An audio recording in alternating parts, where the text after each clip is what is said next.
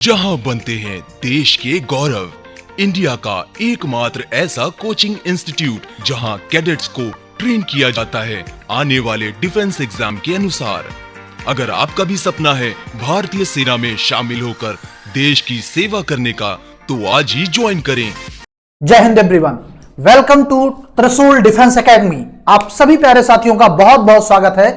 आज हम लोग बात करने वाले हैं सीडीएस के ट्रेंड एनालिसिस को लेकर के हिस्ट्री सब्जेक्ट पे, खासकर कौन से चैप्टर से कितने क्वेश्चन पूछे जा रहे हैं और क्या क्या हमको तैयार करना है, ये सारी बातें हम लोग एक एक करके बहुत ही अच्छे तरीके से डिस्कस करने वाले हैं।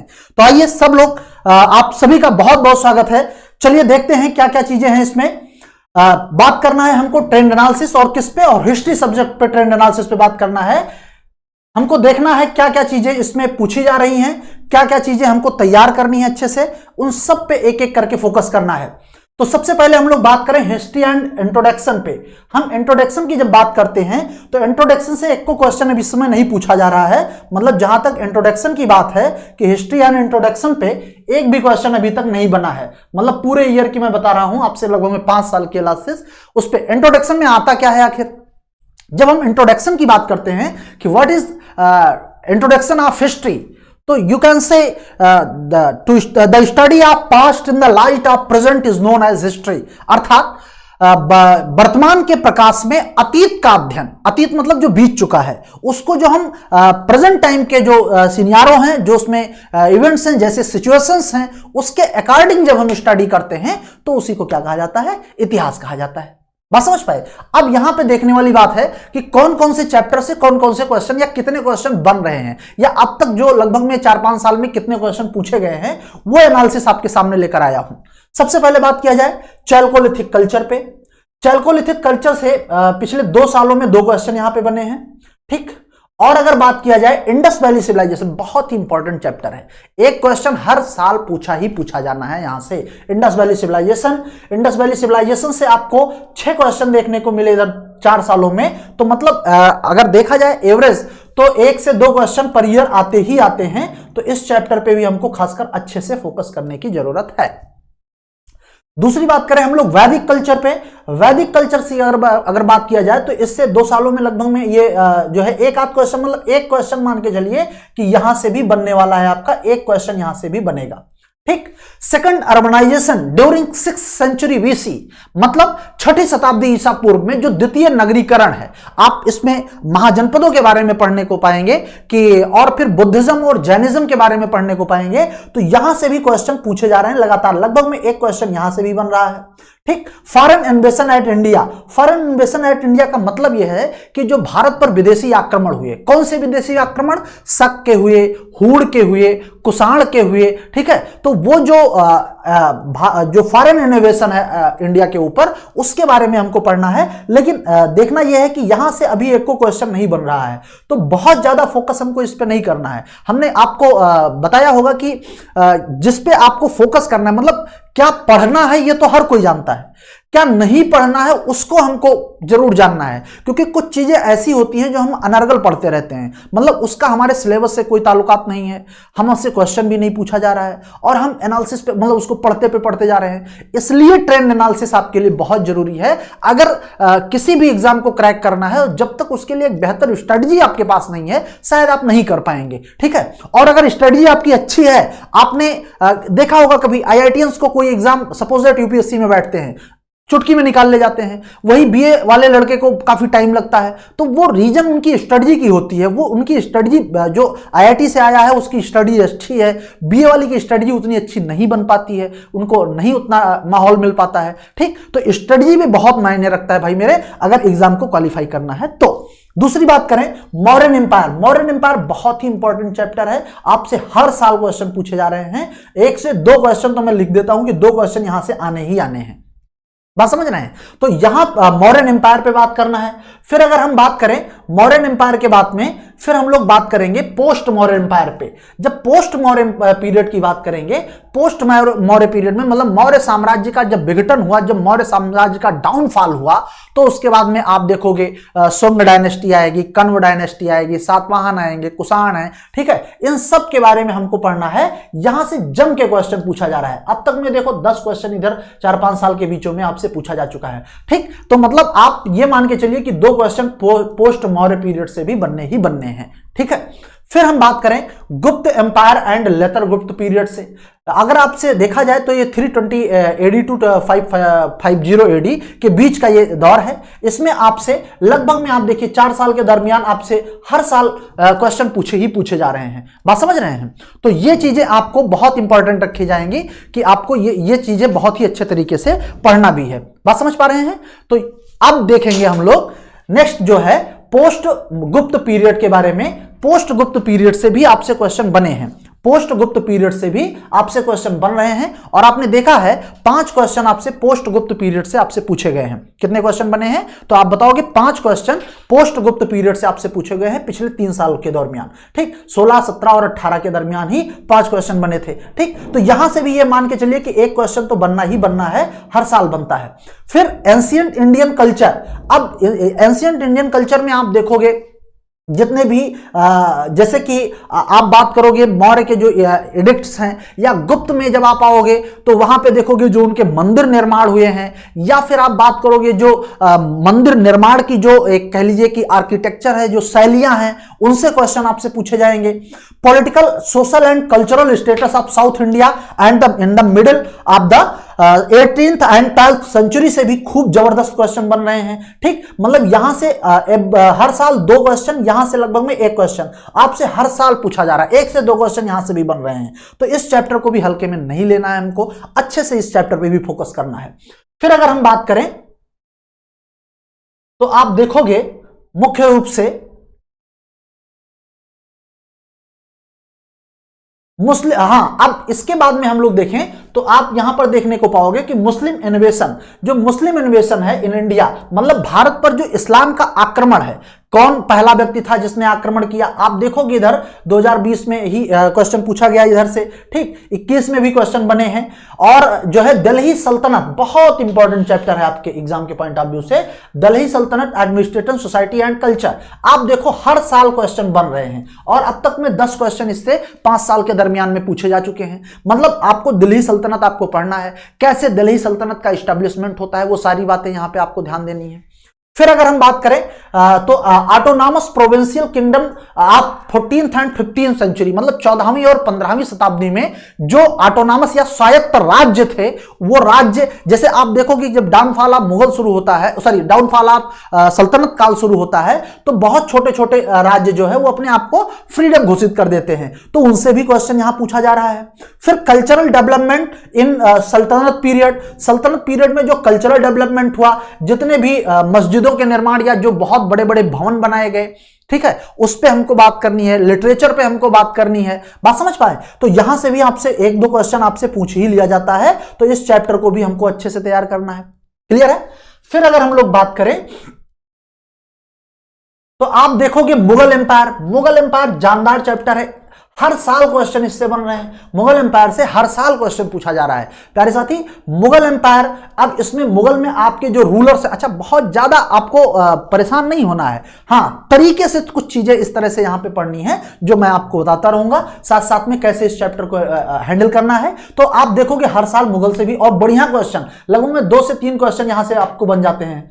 2 से 3 क्वेश्चन आपसे पूछ लिए जाते हैं यहां से, ठीक। फिर new autonomous state of 18th century, जब डाउनफॉल ऑफ मुगल्स हो रहा है तो डाउनफॉल ऑफ मुगल का फायदा उठा के कुछ छोटे छोटे राज्यों ने अपने आप को स्वतंत्र करना। हालांकि वहां से एक क्वेश्चन से ज्यादा नहीं बना है, लेकिन एक क्वेश्चन हर साल लगभग में यहां से देखने को मिल जाता है, ठीक। फिर हम बात करें rise of Maratha and their growth, मराठों से शिवाजी का इस्टेब्लिशमेंट कैसे होता है। शिवाजी एक कह लीजिए कि जैसे अचानक कहीं आग लग जाए, ऐसे ही मराठों की ओरिजिन होती है। ठीक, तो शिवाजी के बारे में हमको पढ़ना है, ठीक, या पूरे मराठा एम्पायर के बारे में पढ़ना है। यहां से भी एक क्वेश्चन आपको देखने को मिलेगा, मराठा एम्पायर से भी आपको एक क्वेश्चन देखने को मिल जाएगा। फिर हम बात करें arrival of European trading companies in India. अब आपको एक चीज यहां मैं बताना चाहूंगा कि जैसे ही आप मुगल डाउनफॉल देखने को पाएंगे, वहीं से मॉडर्न हिस्ट्री की शुरुआत हो जाएगी। और मॉडर्न हिस्ट्री में arrival of European trading companies in India, Bharat में जो यूरोपीय कंपनियों का आगमन है, उस आगमन से आप देखने को पाओगे।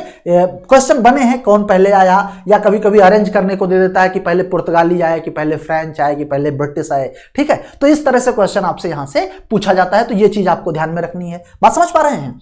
फिर अगर हम लोग बात करें तो आप देखोगे कि east India company and nawabs, मतलब यहां पर आपको जो ईस्ट इंडिया कंपनी एंड नवाब साहब बंगाल, मतलब बंगाल के नवाब और ईस्ट इंडिया कंपनी के क्या रिलेशन रहे, क्योंकि आप सबको मालूम है कि ईस्ट इंडिया कंपनी का जो डोमिनेंस बढ़ता है वो कहां से बढ़ता है? बंगाल से ही बढ़ता है।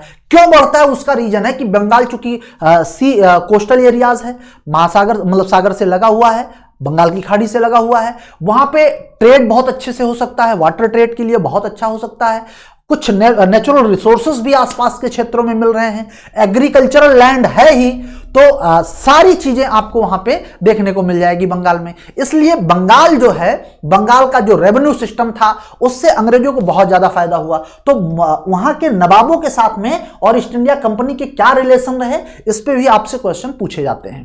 क्लियर है? तो यहां से भी आपको पढ़ना है, ज्यादा नहीं बनता लेकिन एक क्वेश्चन लगभग में बन जाता है। ठीक, economic influence of the British rule in India. अब इकोनॉमिक इन्फ्लुएंस का मतलब है कि कैसे उन लोगों ने अपना इन्फ्लुएंस इंडिया में दिखाया, उनकी जो परमानेंट सेटलमेंट थे, उनके जो महालवारी हैं, रैयतवारी हैं, ठीक है, वो उन सारे सेटलमेंट्स के क्या रिजल्ट निकले, इंडिया में कैसे पॉवर्टी रोज का रोज बढ़ती चली गई। आप सबने दादा भाई नौरोजी का नाम सुना होगा। दादा भाई नौरोजी ने किस प्रकार से अपने आप को एक थ्योरी दिया उन्होंने, ड्रेनेज ऑफ वेल्थ थ्योरी, जिसमें उन्होंने स्पंज रसगुल्ले के भांति एक तुलना किया उन्होंने कि अंग्रेज क्या करते हैं, गंगा नदी में अपना स्पंज डुबोते हैं और जाके टेम्स नदी में निचोड़ देते हैं। बात समझ रहे हैं? मतलब भारत का जो धन है वो ब्रिटेन की तरफ जा रहा है। कैसे जा रहा है? वो ड्रेनेज ऑफ वेल्थ थ्योरी है, जिसमें वो बताते हैं कि रॉ मटेरियल्स भारत से कच्चे माल के रूप में जाता है ब्रिटेन, वहां के इंडस्ट्री में सामान बनता है और वो सामान आकर के फिर वापस इंडिया में सेल होता है। तो भारत से रॉ मटेरियल भी जा रहा है, प्लस में भारत का जो पैसा है वो भी ब्रिटेन को जा रहा है। और इस तरह से आप देखोगे कि भारत पूरी तरीके से कर्जदार होता जा रहा है ब्रिटेन का। बात समझ पा रहे हैं? तो ये चीजें आपको ध्यान में रखनी है, यहां से भी आपसे क्वेश्चन पूछे जाते हैं। फिर रिलीजियस एंड सोशल रिफॉर्म पे बात करना है। जब रिलीजियस एंड सोशल रिफॉर्म की बात करोगे तो यहां से आपको खूब क्वेश्चन देखने को मिलेगा। इसमें आपको आर्य समाज पढ़ना है, ब्रह्म समाज पढ़ना है, ठीक है, डीके कर्वे के बारे में पढ़ना है, ज्योतिबा फूले के बारे में पढ़ना है, ठीक है, कि इन लोगों ने अपने जो है रिलीजियस और सोशल रिफॉर्म के लिए इन्होंने क्या क्या काम किए, वो सारी बातें हमको ध्यान देना है। मुस्लिमों के सुधार के लिए सर सैयद अहमद खान ने क्या प्रयास किया, उसके बारे में आपको पढ़ना है। आपको हर साल लगभग में 2 क्वेश्चन यहां से देखने को मिल जाते हैं, ठीक है। फिर म्यूटिनी ऑफ 1857, 1857 की क्रांति, बिल्कुल फिक्स है एक क्वेश्चन यहां से बनना, ठीक है। म्यूटिनी ऑफ 1857, 1857 की क्रांति का क्या प्रभाव रहा, क्यों क्रांति हुई, उसका इंपैक्ट क्या पड़ा, ये सारी बातें हमको ध्यान देनी है। फिर हम लोग बात करें other major revolts and movements in India, मतलब जो 1857 के रिवोल्ट्स के अलावा अगर कोई और मूवमेंट इंडिया में हुआ तो उसके क्या इंपैक्ट पड़े, उसके बारे में हमको पढ़ना है, ठीक। यहां से भी एक क्वेश्चन बन ही जाता है, हर साल बन रहा है 1 से 2 क्वेश्चन, ठीक। तो इस पे हमको बात करनी है बहुत अच्छे तरीके से। फिर अगर बात किया जाए तो हम लोग बात करेंगे इंपॉर्टेंट पॉलिटिकल ऑर्गेनाइजेशन। अब पॉलिटिकल ऑर्गेनाइजेशन पे केवल आईएनसी से क्वेश्चन बन रहा है, मतलब इंडियन नेशनल कांग्रेस से क्वेश्चन बन रहा है, जो जैसे कि लैंड होल्डर सोसाइटी हो गई, ठीक है, एशियाटिक सोसाइटी ऑफ बंगाल हो गया, तो इस सब से क्वेश्चन नहीं बन रहा है। फिर भी थोड़ा थोड़ा कॉन्सेप्ट आपको समझना है कि कैसे कैसे अचानक क्या कांग्रेस आ गई, या कुछ राजनीतिक चेतना भारतीयों में जागृत होने लगी थी जो आगे चल के कांग्रेस के रूप में देखने को मिली, कांग्रेस का एस्टेब्लिशमेंट आखिर क्यों हुआ, वो सारी बातें हमको यहां से पढ़ने की जरूरत है, वहां से एक कॉन्सेप्ट आपका बिल्ड हो जाएगा। फिर हम बात करें constitutional growth of India, India में कॉन्स्टिट्यूशनल ग्रोथ कैसा रहा, कैसे कैसे आप देखोगे कि आप जैसे कि आप देखोगे कि जब प्रथम रूप से ईस्ट इंडिया कंपनी भारत में आई तो उसने भारत में ट्रेड करना शुरू किया। 15 साल के लिए उसको एक कह लीजिए कि ब्रिटिश साम्राज्ञी या महारानी से वहां से एक 15 साल के लिए उनको अनुमति पत्र मिला था, जिसको हर 20-20 साल पे बढ़ाया गया। जब उसको बढ़ाया गया तो उसी को चार्टर एक्ट नाम दिया गया। 1773 के चार्टर एक्ट से स्टार्ट होता है और यहीं से आप देखोगे भारत में कॉन्स्टिट्यूशनल डेवलपमेंट की शुरुआत भी हो जाती है, क्योंकि 1773 के एक्ट से ही कलकत्ता में जो है एक सुप्रीम कोर्ट की स्थापना का प्रयास किया गया। 74 में उसका एस्टेब्लिशमेंट भी होता है। तो धीरे धीरे कॉन्स्टिट्यूशनल जो डेवलपमेंट है इंडिया का वो भी आपको देखने को मिलेगा, तो उसको भी पढ़ना है हमको। Development of education and newspaper during British period. British period में कौन कौन से न्यूज़पेपर कहां कहां से और उनके प्रकाशक कौन थे, मतलब कोई न्यूज़पेपर का आपसे नाम देगा, पूछेगा ये कहां से पब्लिश होता था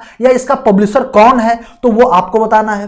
फिर British governor and governor general से भी आपसे क्वेश्चन पूछे जाते हैं। सपोज दैट ऐसे क्वेश्चन बना लिया कि डॉक्ट्रिन ऑफ लैप्स पॉलिसी को किसने स्टार्ट किया था, तो आप बताओगे कि डॉक्ट्रिन ऑफ लैप्स पॉलिसी को डलहौजी ने स्टार्ट किया था। लैप्स पॉलिसी के अंतर्गत कौन कौन से स्टेट ऐसे थे जिनका लैप्स किया गया, तो उसमें सतारा, जैतपुर, संभल, बघाट, उदयपुर, झांसी, अवध। ठीक है, ये सारे आपको कभी कभी पैटर्न भी लगाने को दे देता है कि पहले सतारा है कि पहले जैतपुर है कि पहले संभल है कि पहले बघाट है कि पहले उदयपुर है कि पहले अवध है। ठीक, तो इस तरह से आपको ये प्रश्न यहां से बनते हैं, तो इस पे भी हमको फोकस करना है।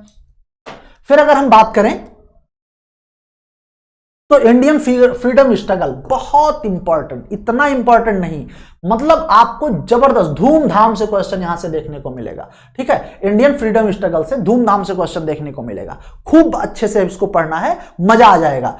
नेशनल मूवमेंट जो है नेशनल मूवमेंट सीक्वेंस, या आप ये कह सकते हैं कि जो INM है, इंडियन नेशनल मूवमेंट है, उस पे क्वेश्चन का एक आध क्वेश्चन तो हर साल बन ही जाते हैं। ठीक, मॉडर्न वर्ल्ड हिस्ट्री से भी क्वेश्चन आपके बनते ही बनते हैं। 1 से 2 क्वेश्चन आपको मॉडर्न वर्ल्ड हिस्ट्री से आपको देखने को मिलते हैं, 1 से 2 क्वेश्चन। इसमें आप देखोगे जैसे फ्रेंच रेवोल्यूशन है, रशियन रेवोल्यूशन है या ब्रिटिश रेवोल्यूशन है, उस रेवोल्यूशन का क्या इंपैक्ट पड़ा, वर्ल्ड लेवल पे क्या इंपैक्ट पड़ा, भारत पर उसका क्या इंपैक्ट पड़ा। ठीक है, तो वो सारी चीजें हमको रिलेट करके थोड़ी पढ़नी होंगी, बट समझ में आ जाएगा बहुत अच्छे से।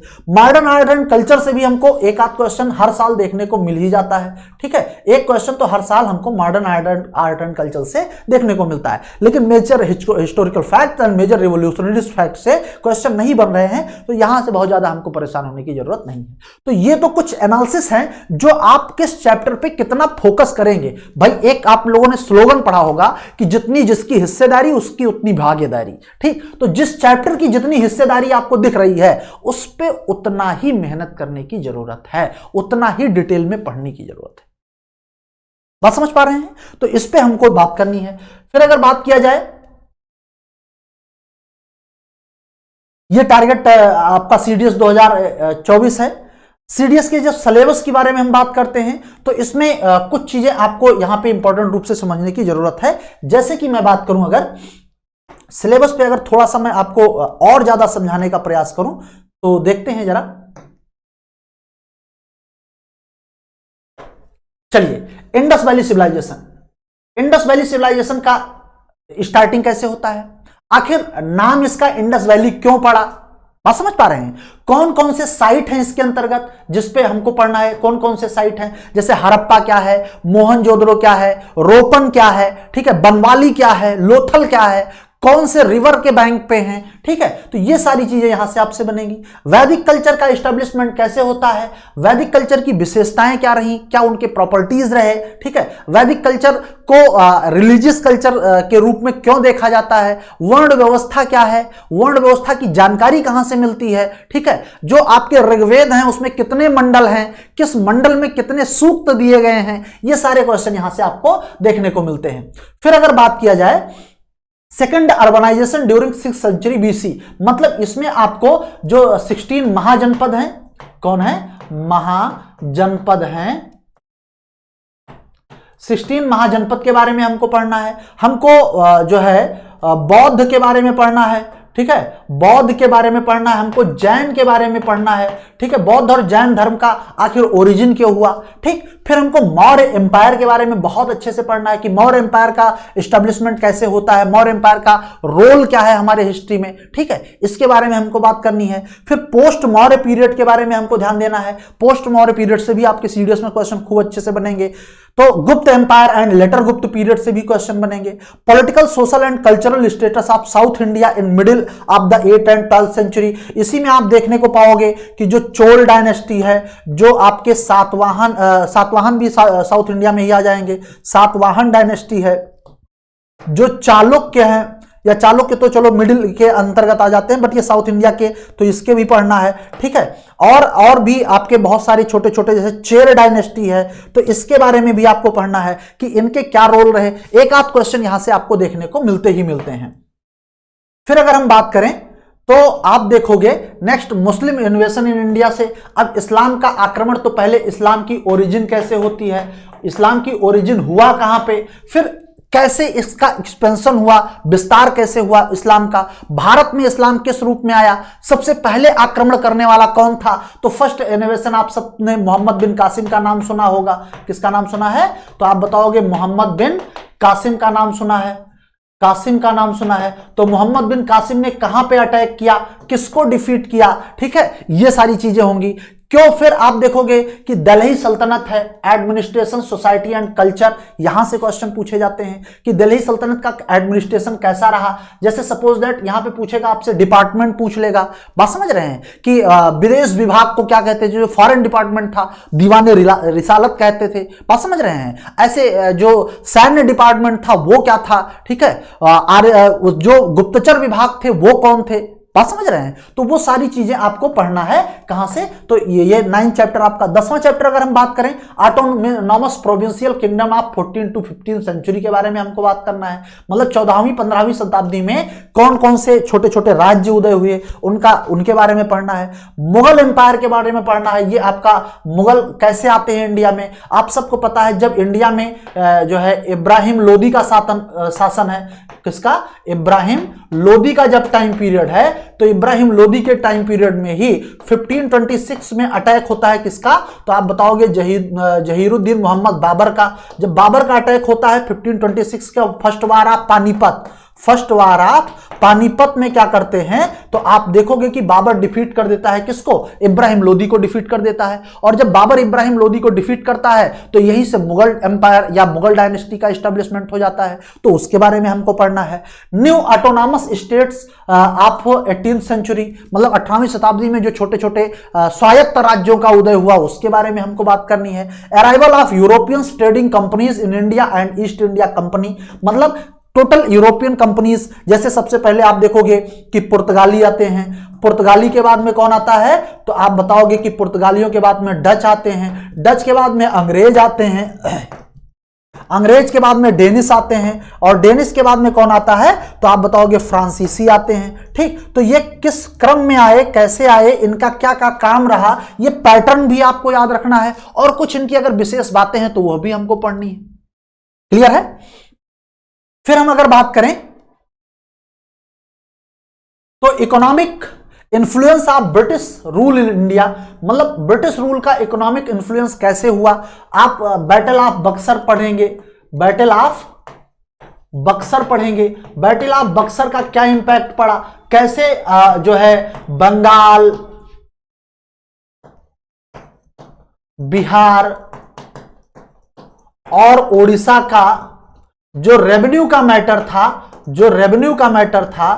वो अंग्रेजों को कैसे मिल गया। बात समझ रहे हैं। इसमें बंगाल के आप देखोगे कि religious and social reform movement के बारे में भी, उस टाइम पे भी कुछ सूफी मूवमेंट जैसे चले, बात समझ रहे हैं, उसके बारे में हम पढ़ना है। ठीक, जो है religious and social reform movement के बारे में पढ़ना है, जिसमें आप मुख्य रूप से राजा राम मोहन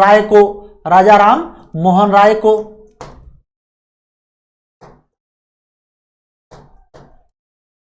पढ़ेंगे। ठीक है, तो ये बहुत इंपॉर्टेंट है। Mutiny of 1857 and other revolts, 1857 की क्रांति कैसे हुई, क्या क्या बातें रही होंगी 1857 के रिवोल्ट्स के संदर्भ में, आखिर क्यों एक क्रांति भड़की, वहां भी रिलीजियस रीजन आपको देखने को मिलेगा। इधर रिलीजियस रिफॉर्म भी हो रहा है, उधर रिलीजियस रीजन 1857 के रिवोल्ट्स के टाइम पे आपको देखने को मिलेगा, जब चर्बी लगे कारतूस को यूज करने से मना कर दिया था सैनिकों ने। बात समझ रहे हैं? तो इस पे आपको फोकस करना है। फिर other organisation and Indian National Congress and its major session. अब आपको यहां ध्यान ये देना है, इस पे सबसे ज्यादा क्वेश्चन आपको कांग्रेस से ही पूछा जा रहा है। तो आपको ऑर्गेनाइजेशन थोड़ा बहुत तो जानना है कि कैसे बेस बन रहा है, लेकिन सबसे ज्यादा कांग्रेस का एस्टैब्लिशमेंट कब हुआ? 28 दिसंबर 1885 को। ठीक है, एस्टैब्लिशमेंट के बाद में फिर क्या होता है कि कांग्रेस के सेशन शुरू होते हैं। तो सेशन से आपसे क्वेश्चन पूछा जाएगा, फर्स्ट सेशन का प्रेसिडेंट कौन था, सेकंड सेशन का प्रेसिडेंट कौन था। ठीक है, या सपोज दैट ऐसे पूछे कि 1905 में जब डिवीजन ऑफ बंगाल हुआ, उस टाइम पे कांग्रेस का जो सेशन हुआ वो कहां पे हुआ। बात समझ रहे हैं? तो ऐसे क्वेश्चन यहां से जनरेट होंगे, तो इस पे आपको फोकस करना है। Development of education and newspaper during British period. British period में कौन कौन से न्यूज़पेपर डेवलप हुए, या उसका पब्लिशर कौन था, उस न्यूज़पेपर किस न्यूज़पेपर ने ज्यादा लोगों को मोटिवेट किया, ऐसा क्वेश्चन बनते हैं। तो इस पे आपको फोकस करना है कि development of education and newspaper during British period. फिर अगर बात किया जाए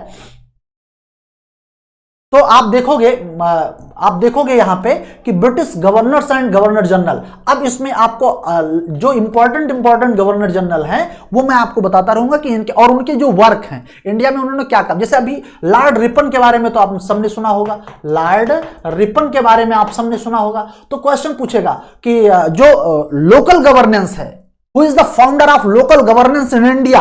भारत में स्थानीय सुशासन का जनक किसे कहा जाता है? आंसर आप बताओगे लॉर्ड रिपन को। कैसे उन्होंने किया, क्या क्या चीजें हुई, ठीक है। पुलिस सिस्टम को किसने शुरू किया, बात समझ रहे हैं। या एडमिनिस्ट्रेशन सिस्टम में जो सिविल सेवा की परीक्षाएं हैं, कैसे किसने कौन फाउंडर था, कैसे इंडिया में शुरू हुई, उनके ट्रेनिंग के लिए कौन कौन से स्कूल कॉलेज खोले गए। तो ये सारी बातें आपको फोकस करने की जरूरत होगी। ठीक, इंडियन फ्रीडम स्ट्रगल। अब ये चाहे इसको इंडियन नेशनल मूवमेंट कह लें या फ्रीडम स्ट्रगल कह लें, आपको मालूम है कि जो इंडियन फ्रीडम स्ट्रगल है इसको हम 3 पार्ट में डिवाइड करके पढ़ेंगे। इसको हम कितने पार्ट में डिवाइड करके पढ़ेंगे?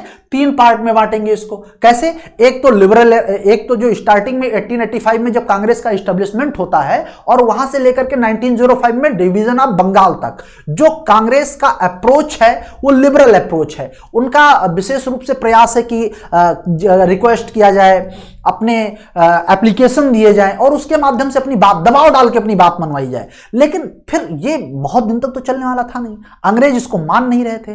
तो देखने को क्या मिला कि फिर इससे लोगों का मोह भंग होने लगा। और जब 1905 में division of Bengal by Lord Curzon हुआ तो इससे लोग बिल्कुल बौखला गए।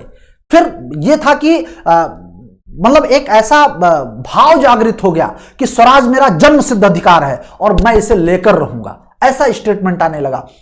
अब ये जो दौर शुरू होगा ये एक्सट्रीमिस्ट का दौर है, उग्रवाद का दौर है। तो 1905 से और 1919 तक जब जो है जलियांवाला बाग हत्याकांड होता है तो वहां तक आप देखने को पाओगे ये एक्सट्रीमिस्ट एज है। लेकिन 1915 में आप देखोगे महात्मा गांधी अफ्रीका से भारत आ जाते हैं और जब वो भारत आते हैं तो भारत में उन्होंने भारत भ्रमण शुरू किया, अपने अलग अलग मूवमेंट शुरू किए। चंपारण हुआ, खेड़ा हुआ, अहमदाबाद हुआ, या फिर उसके बाद में 1920 में आप देखोगे असहयोग आंदोलन शुरू होगा, नॉन कोऑपरेशन मूवमेंट। तो उस मूवमेंट से फिर गांधी का दौर शुरू हो जाएगा। तो तीसरा जो फेज शुरू होगा वो गांधी एरा शुरू हो जाएगा। तो उसके बारे में हमको पढ़ना है और ये चलता रहेगा कब तक? जब तक हमको इंडिपेंडेंस नहीं मिल जाता, मतलब 1947 तक। आप समझ रहे हैं? फिर आप मॉडर्न वर्ल्ड हिस्ट्री पढ़ना है हमको। मॉडर्न वर्ल्ड हिस्ट्री की अगर बात करें तो आप देखोगे कि मॉडर्न वर्ल्ड हिस्ट्री में कौन कौन चीजें आई। सपोज दैट आपसे बात करेगा कि मॉडर्न हिस्ट्री जो वर्ल्ड हिस्ट्री है उसमें इस तरह से प्रश्न बनेगा, जैसे फ्रेंच रेवोल्यूशन हुआ तो फ्रेंच रेवोल्यूशन में कुछ टर्मिनोलॉजी इस्तेमाल हुई, जैसे स्वतंत्रता है, समानता है, ठीक है, फ्रीडम, इक्वलिटी एंड ब्रदरहुड, जो है भाईचारा या बंधुत्व, स्वतंत्रता, समानता और बंधुत्व। ये 3 टर्म हमको फ्रेंच रेवोल्यूशन से लिए गए, जो इंडियन प्रियम्बल में आपको देखने को मिलता है। बात समझ रहे हैं? तो फ्रांस की जो रेवोल्यूशन है उससे भारत कैसे प्रभावित हुआ, बात समझ रहे हैं? या ब्रिटेन का जो रेवोल्यूशन है वहां की क्रांति से भारत कैसे प्रभावित हुआ? रशियन रेवोल्यूशन का क्या इंपैक्ट पड़ा? सोशलिज्म कैसे डेवलप हुआ? सोशलिज्म का प्रचार प्रसार कहां से जनरेट हुआ? नेहरू का झुकाव सोशलिज्म की तरफ कहां से प्रभावित हुए? बात समझ रहे हैं? तो ये सारी चेंजिंग कुछ ऐसा नहीं है कि कोई बहुत बड़ा जो है आपको बहुत परेशान होने की जरूरत नहीं है, लेकिन सिस्टमेटिक रूप से अगर आप पढ़ेंगे तो सिलेबस बहुत इजी लगेगा। ठीक है, फिर यही से आपका ये सिलेबस जो है खत्म होता है। तो हिस्ट्री में इतना कुछ है और आपको बहुत ही जबरदस्त तरीके से एक एक सेक्शन पे आपको मेहनत करने की जरूरत है। तो नेक्स्ट जो है मिलेंगे अपने नए टॉपिक के साथ में, तब तक आप लोग अपना ख्याल रखें। थैंक यू, जय हिंद।